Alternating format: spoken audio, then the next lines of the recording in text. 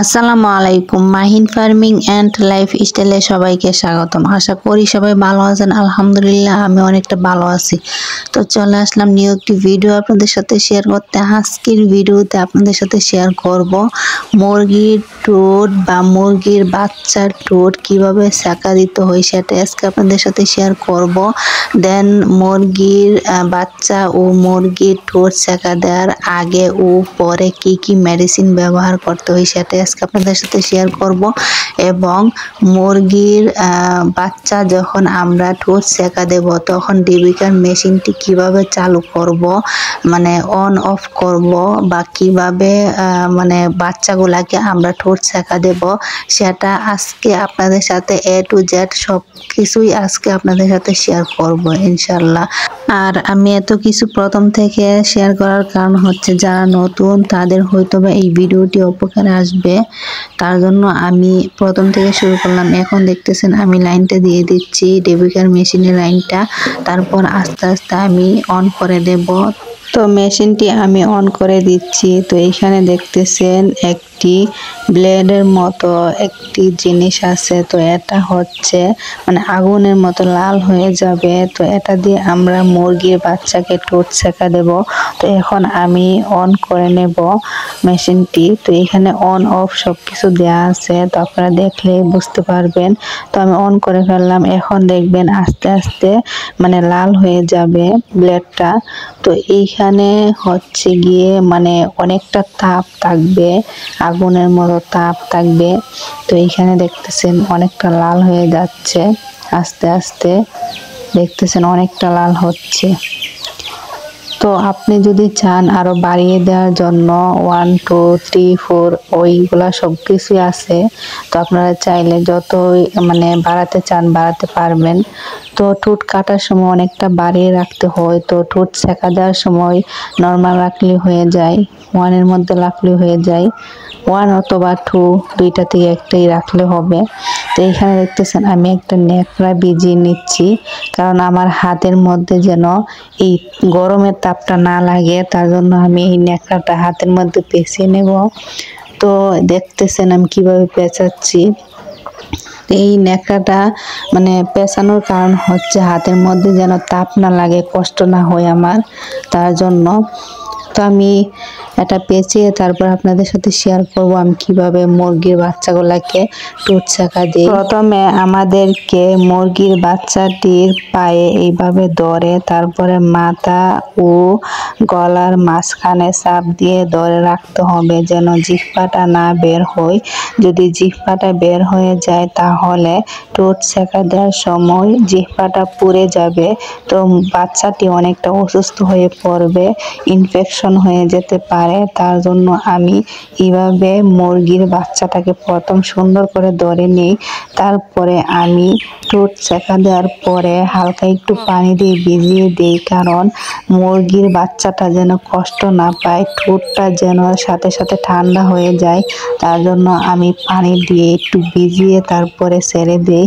এইভাবে আরেকটি মুরগির বাচ্চা দেখতেছেন আমি কিভাবে ধরতেছি, তারপরে মুরগির বাচ্চাটিকে ঠোঁট সেকা দিচ্ছি।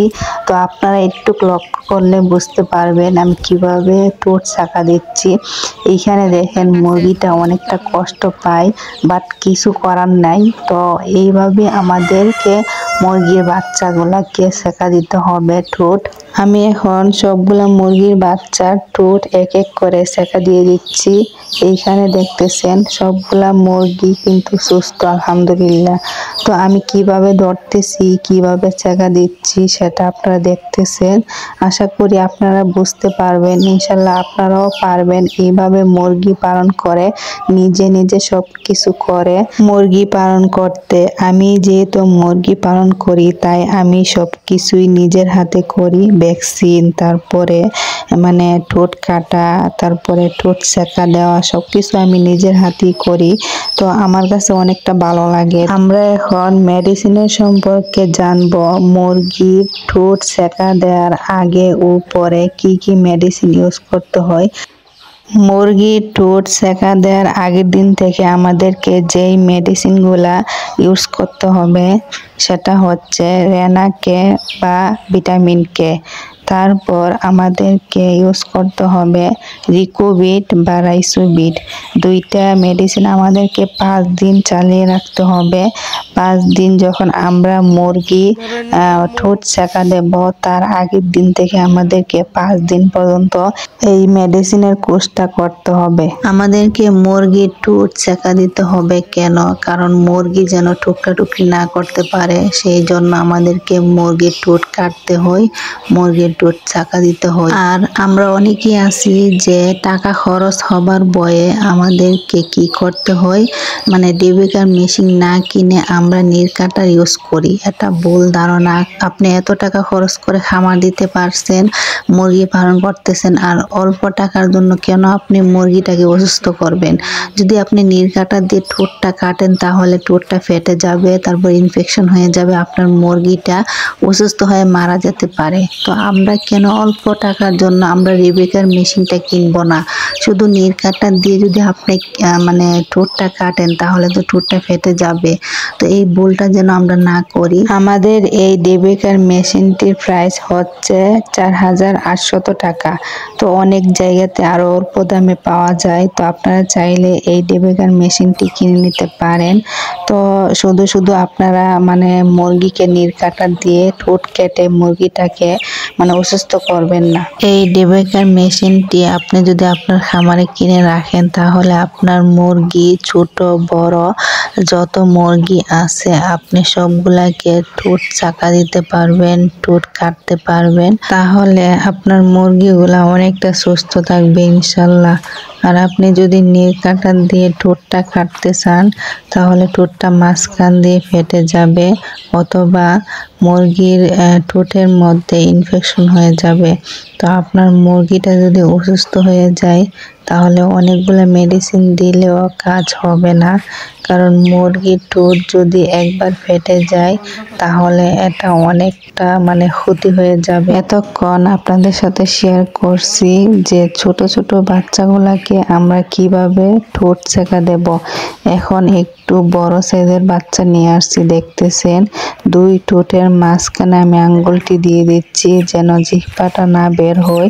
যদি জিহ্বাটা বের হয়ে যায় তাহলে পড়ে যাবে। তো এই বাচ্চাটা অনেকটা বড়, তার জন্য আমি 2 ঠোঁটের মাঝখানে মানে আঙ্গুলটা দিয়ে দিচ্ছি যেন জিহ্বাটা না বের হয়। দেখতেছেন কিভাবে আমি একটু বড় সাইজের বাচ্চাগুলাকে কিভাবে আমি ঠোঁট সেকা দিই। মুরগির ঠোঁট সেকা দেওয়ার সময় মুরগির ঠোঁটের সাদা অংশটা পুরাটাই সেকা দিতে হবে। তো আজকের ভিডিওটি এই পর্যন্তই। ভিডিওটি কেমন হলো একটু কমেন্টস করে জানাবেন। তো আশা করি ভালো লাগবে। যদি ভালো লেগে থাকে তাহলে লাইক, কমেন্ট এন্ড শেয়ার করবেন, আর আমাদের চ্যানেলটি সাবস্ক্রাইব করে দিবেন। আর যারা অলরেডি সাবস্ক্রাইব করেছেন তাদেরকে থ্যাংক ইউ সো মাচ। তো দেখা হচ্ছে নেক্সট কোন ভিডিওতে, সেই পর্যন্ত সবাই ভালো থাকবেন। আসসালামু আলাইকুম, আল্লাহ হাফেজ।